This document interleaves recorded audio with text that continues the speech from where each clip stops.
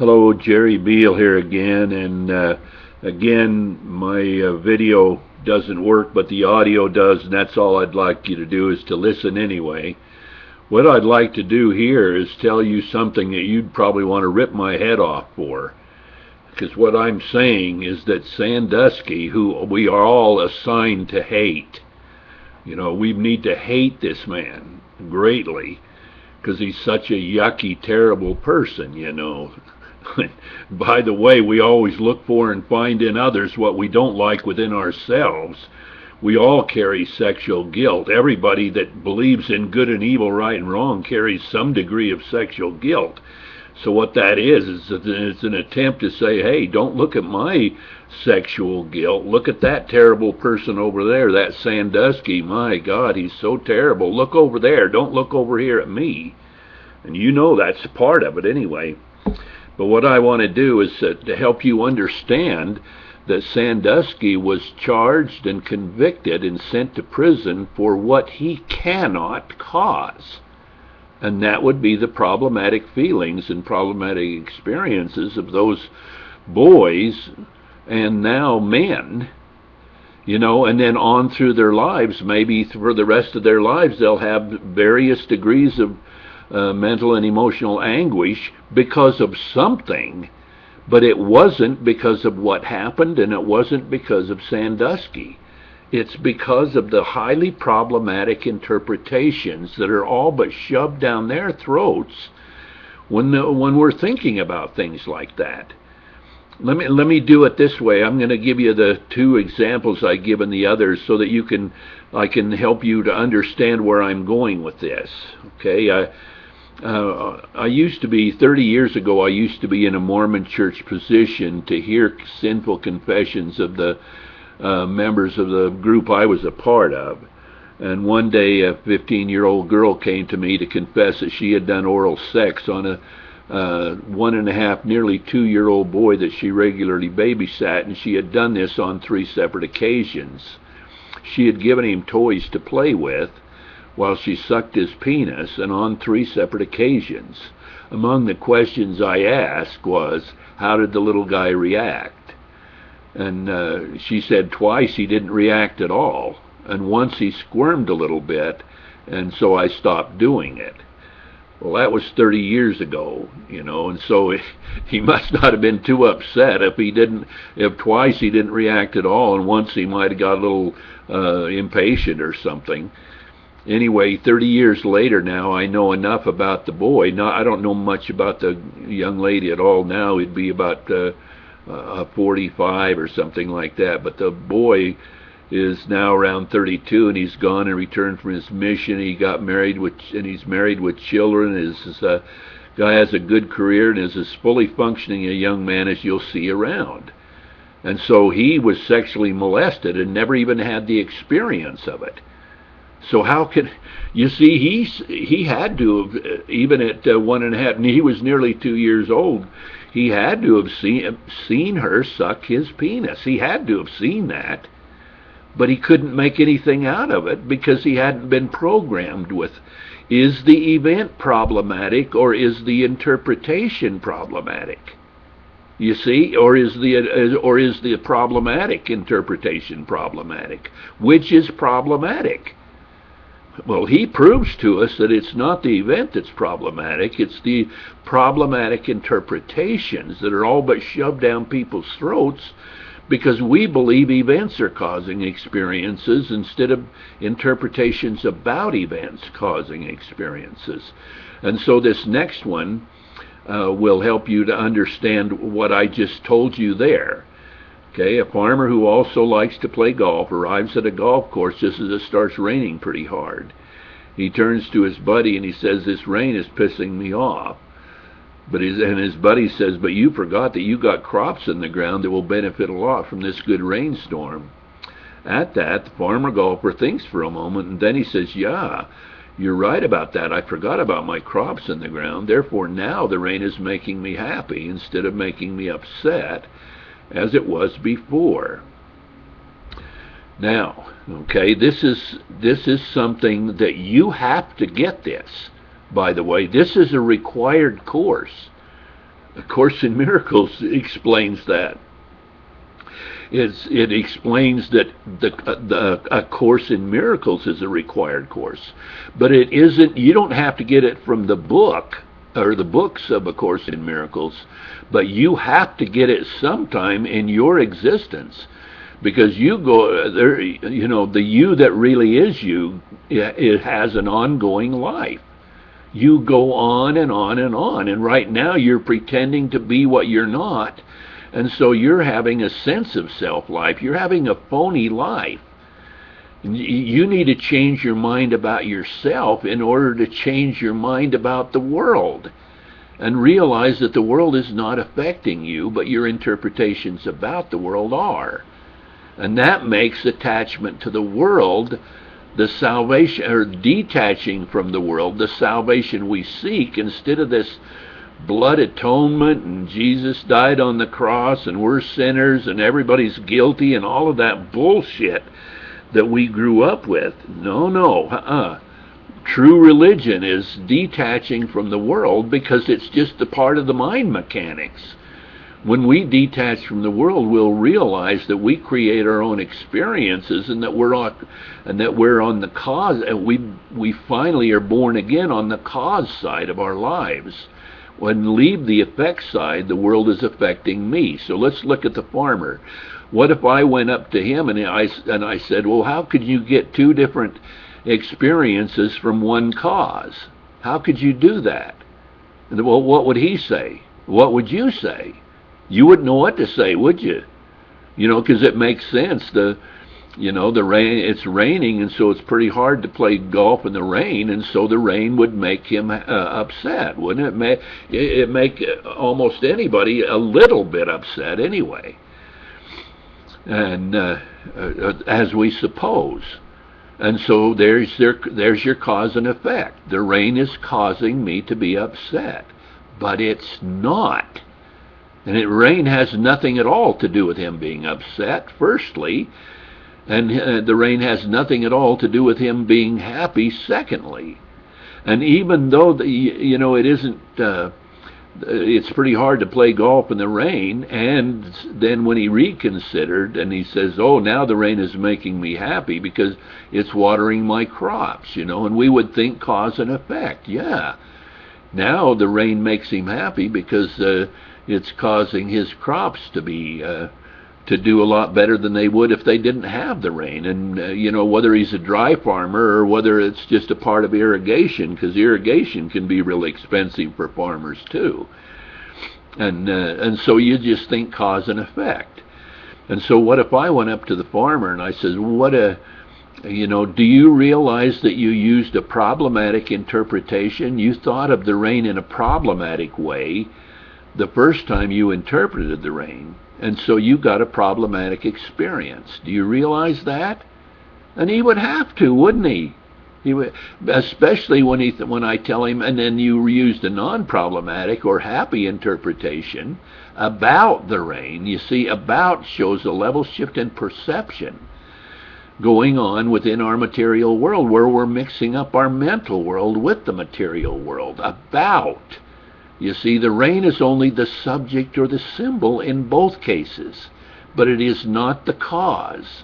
It is the subject or the symbol and not the cause. And it's the same way in your life. Anytime you say this makes me happy and that makes me upset, you're involved in a lie, but it's a lie that you're imprisoned with, and you can't get out of it. It's almost impossible to escape it unless you have somebody to help you understand it. The historical Jesus taught the Gnostic gospel, and so did the Buddha. They didn't have anything to do with who's naughty and who's not naughty, and who fondled somebody's genitals and who didn't, and how they did it, and all that kind of bullshit. So let me go through what I've written down here to help a little bit more clarify it, and I'll get into the Sandusky thing more. Okay, what should the farmer have said regarding his resulting feeling experiences? What should he have said? The two completely different he should have said this, and you know it too, because if he interpreted the rain problematically, then he would have you can understand that. So now you have to make, by the way, you have to make a decision here. Did the rain cause him to be upset, or did his problematic way of thinking about the rain cause him to be upset? And you'd have to go with the second one, because when he changed his mind about the rain and used a different, completely different interpretation about the rain, then he got a completely different experience. Can you see that now? Because if you can, you are born again. You become enlightened. And basically enlightened, that's what I call it, is basic enlightenment. When you move from your pretense of being an effect self and at the effect of what happens in the world to the cause self you really are, and realize that you're only affected by how you interpret the world. But the worst part of it is that you're interpreting the world through a false belief, and that's that the world is affecting us. And so you keep getting, that's why we have conflict in the world. So back to what the farmer should have said, okay? He should have said this: the two completely different interpretations I gave to the same raining event caused me to have two completely different experiences about the raining event. Therefore, the raining event was the subject or the symbol. It was what was being considered, thought about, and judged. That's what the rain was. It was the subject or the symbol that was being considered, that was being thought about, that was being judged. But the raining event was not the cause of his experiences, but he thought it was before. You see, he thought it was, and he still thinks it is. You know, that was a hypothetical situation. But I might be one of the few people on earth that understands these things, and one of the very few people who has passion with it. So what should okay, let's go on to the Sandusky thing then. If the farmer golfer should have said, the way I interpreted what happened caused me to be upset, and then the way I reinterpreted what happened, the rain, caused me to be happy instead. And so what should have the 10 men who were boys when Sandusky was sexual with them? How should they have reported honestly and responsibly regarding the various victim feelings they had when they were in court, you know? Or now, so they would, the various victim feelings they had are now having, and will probably continue having to one degree or another for the rest of their lives. You know, that's, okay, again, what should have the 10 men who were boys when Sandusky was sexual with them? How should they have reported honestly and responsibly regarding the various victim feelings they had, are now having, and will probably continue having to one degree or another for the rest of their lives? How should they have honestly and responsibly reported on that? You see? Because the correct, true, honest, and responsible answer is this: the problematic interpretations I was using, are still using, and probably will continue using, are causing me to be mentally and emotionally conflicted and victimized. The problematic interpretations caused me to have problematic experiences. That's what the boys should have said. What they said is what happened, or Sandusky caused them to be mentally and emotionally upset by what happened. Now realize the raining event is what happened. And what happened had nothing to do with the way they experienced with the way the farmer golfer experienced his feelings. And it's the same with Sandusky. What happened had nothing to do, and neither did Sandusky have anything to do with how they experienced their feelings or their lives. And in fact, you know, just think about it for a few minutes. How many millions, there wouldn't be billions, but I'll guess there's at least 100 million men that love to do sexual activities with other men, and they delight in it and enjoy it. And so it's supposed to make them happy, or they're supposed to turn them on at least, and that they would be, really feel, well, the way you feel about a sexual event. If you're heterosexual, it's pretty darn nice, isn't it, to have a good sexual encounter with your mate or whatever. And so it's because you don't bring a problematic interpretation to it. See, we're thinking in terms of problematic conditions and problematic events when we ought to be thinking in terms of problematic interpretations about anything at all. You remember the heading of this of what I'm talking about here. I'm just trying to find it real quick again. Is the event problematic, or is the problematic interpretations about the event problematic? Which one of those are problematic? You see? And it was with the boy. You remember the young boy who was, his babysitter sucked his penis, and he didn't care. As long as he was occupied with playing with his toys, he just went right on. And it's because he didn't have access.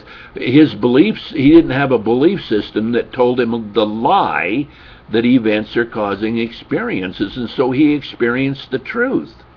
You see? He experienced the truth when these boys Sandusky was with experienced a lie. He experienced the truth, and so he didn't have any problematic feelings or experiences. Okay, back to Sandusky. In other words, both the raining event as well as the sexual events with Sandusky in them are still and only the subject or the symbol. They are what was and is being discussed, both of them.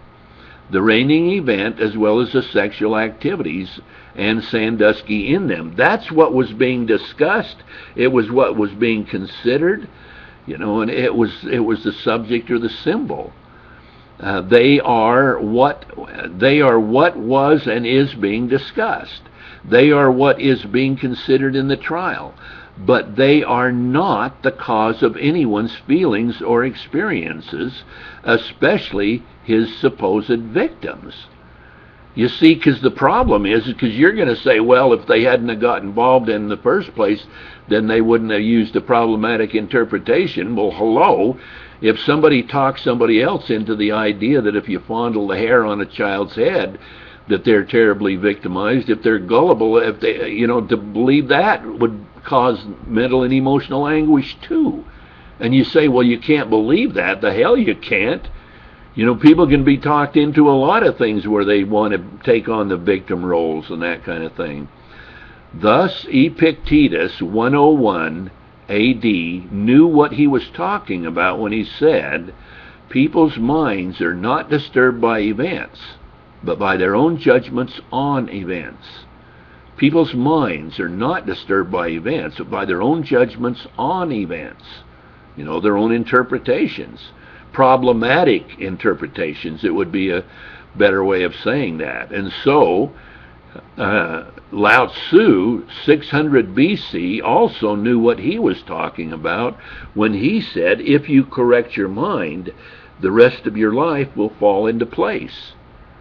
And the mind correction for all of us is only human interpretations about things are able to cause human feelings and human experiences. That's experientially provable. It is a fact. It is a cold, hard fact. And if you think about it enough and you put it in your mind and let your mind, because the truth is in your mind, and use the truth, you'll realize that only your interpretations are causing your feelings and experiences. In fact, in A Course in Miracles, a really good paraphrase for this, now think about Sandusky and the boys. The paraphrase is, in a victim sense, it isn't what someone else did to you that's bothering you now. Think about it. Think about Sandusky and those boys. Think about those boys. In a victim sense, it isn't what someone else did to you that's bothering you now. It's never what someone else did to you that's bothering you now. In fact, I wished I had, I wish right here I'd like to stop and bet people money, because I could use a, $500 bet. Anyway, so it's never what someone else did to you that's bothering you now. And if the deed was done 10 years ago or 10 seconds ago, it's still the same thing. Or even 1 second ago, it's still the same thing. No, instead of you being bothered by what they did to you, you're really being bothered by what you're doing to them. Did you hear that?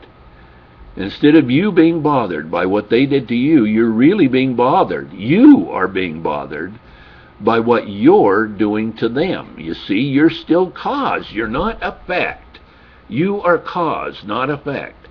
So it's your problematic it's their problematic interpretations, So you are not being bothered by what they did to you, but you're being bothered by what you're doing to them. And so what is it that you're doing to them where you're thinking in terms of them victimizing you? It's this. Right now, in your own mind and at your own choosing, you're role-playing. You're role-playing. In fact, that's all we ever do, is role-playing our beliefs and interpretations. That's all that's going on for us on planet Earth in 3 dimensions, is we're role-playing our beliefs and interpretations, our self-beliefs and self-interpretations. And so we're role-playing by giving them, Sandusky's victims are giving him a role of perpetrator, and they're giving themselves a role of victim, and then they're looping that over and over and over again in their mind. You in a victim sense, if you were rehearsing it in your mind, that's the way you do when you think about it, isn't it?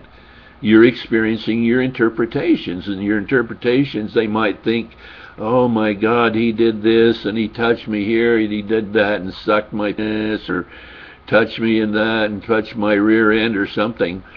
And yet think about, as I said, at least 100 million men, and a whole lot of them are boys under the age of 18 too, that have gone through puberty, really enjoy sucking penises and fondling men and doing things that men do with each other sexually, and they really enjoy it.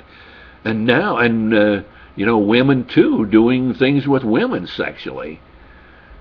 My God. See, so it has to be it has to be the problematic interpretations that's causing the problematic experience.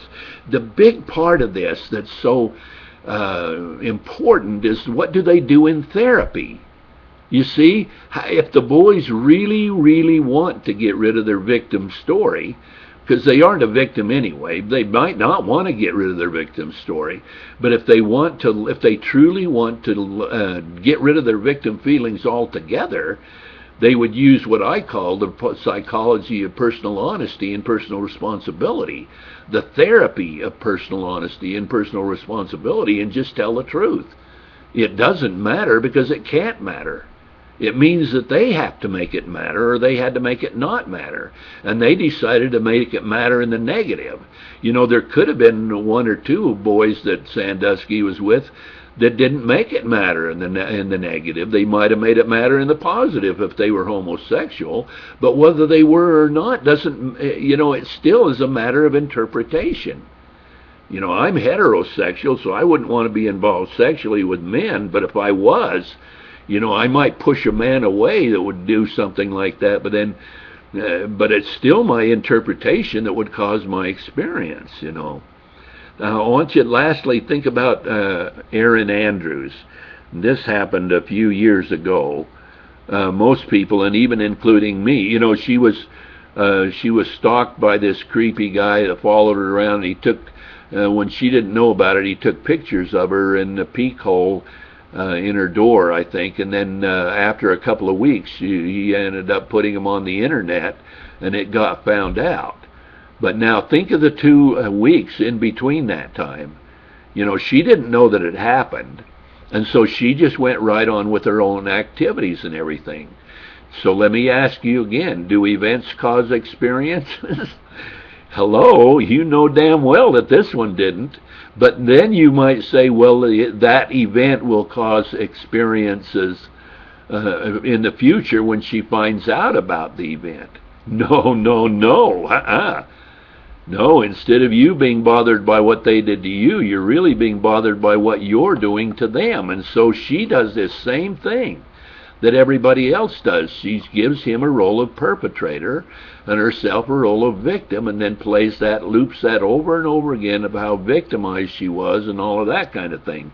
And yet there's a girl in at the same, well, this was about 30 years ago, but her name was Carol Doda, and she lived in San Francisco, and she had her agent call up the news stations and tell them that she would be streaking naked through Golden Gate Park at the news hour. And so there you go.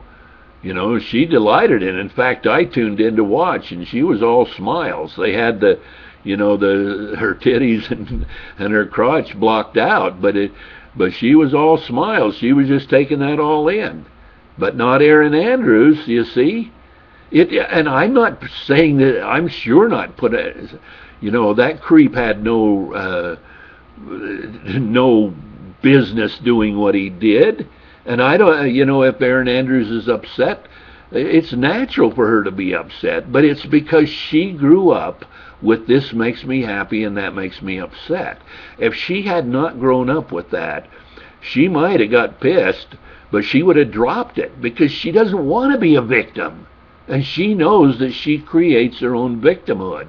She has to create her own victim stories, or else she's not a victim. Now I'm going to read what I wrote down here and see how this works out to end this. Most people, and even including me, felt sorry for her as a victim of some creep's intrusion into her personal life. And we can find various ways she was offended by what he did. But it isn't true that way, is it? But she wasn't offended by what he did. She wasn't offended by what he did. But nearly everyone believes she was, certainly including her. And again, you know, it depends on, when she goes into therapy, she's going to need to, well, let me read on here. Therefore, how does she obtain some relief from her victim feelings when she doesn't know the actual cause of her victim feelings? How does she get relief from them when she doesn't know that she's causing them? Because a psychologist isn't going to tell her that. They have their heads up their asses on this. And nearly everyone is encouraging her, like, we support you, Erin, you know, we support you as the victim you think you are. You know, oh, we feel sorry for you, we support you, yeah, you're really a victim, because we think you're a victim as well, you know. And most people will go beyond the pale, promoting her victim story and her victim stance. Oh, we feel so sorry for you, and maybe go beyond the pale and say this guy is such a creep that we ought to tear his arms and legs and drag him through the streets, you know, and go beyond the pale. Oh, because you're such a victim, you poor victim person. And you know, that sounds cruel for me to talk like that, to be mocking it that way, but that's because I'm one of the few people on earth that knows the cause of human experience. Did you hear me? I'm one of the few people on earth that knows the cause and effects of human feelings and human experiences. So let me ask you here, who's victimizing who here? You know, if her friends and her so-called rainy day friends, I guess, but their friends come, oh, you poor victim, and we feel so sorry for you, and this guy is such a creep, and we hate him, and we just want you to know that we feel so sorry for you being such a victim. And she'll believe it too, you know. We want to have our cake and eat it too. That's what it amounts to. We might want her to finally get over at least some of her victim feelings, but we incorrectly believe that the events and the creep who was involved caused her to have those victim feelings. And so we, as though, would lavish her with our victim take and her victim on her victim stories, as I said before. You know, we just, oh, you poor victim, we just lavish that on her. And so I'm asking, you know, Erin, Andrews, do you want to be a victim or not? I think you do. But she can't help it. It isn't her fault, and well, I better not say too much more about it. You've caught the drift of what I'm talking about here. And again, make sure you understand, I don't support people going around doing things like that. But you need to you need to realize that for us, it's like an irony. Because we want to claim our victim's story, and yet on the other hand, if we're the ones that cause our victimhood, then how are we going to address the cause of our victim feelings? As Lao Tzu said, if you correct your mind, the rest of your life will fall into place. And the mind correction is that I create or miscreate all of my feelings and all of my experiences and all of the time. I'm completely in charge of that, even though almost only a few people on earth realize it. And so thanks a lot for listening to this, and really think through that. That Sandusky thing, boy, would I like to get on, to have a chance to talk this out, because right now there's nobody with me right here that will ask me, what about this, what about that, what about this, what about that? That's what I want to do. And believe me, I have the answers to all of that, because the truth has enlightened my mind. I've been at this for over 25 passionate years, and I want to present my story too, and you'll find that out in the various things that I've got here on YouTube as well. So thanks a lot for listening to this, and I hope you listen to some of the others as well.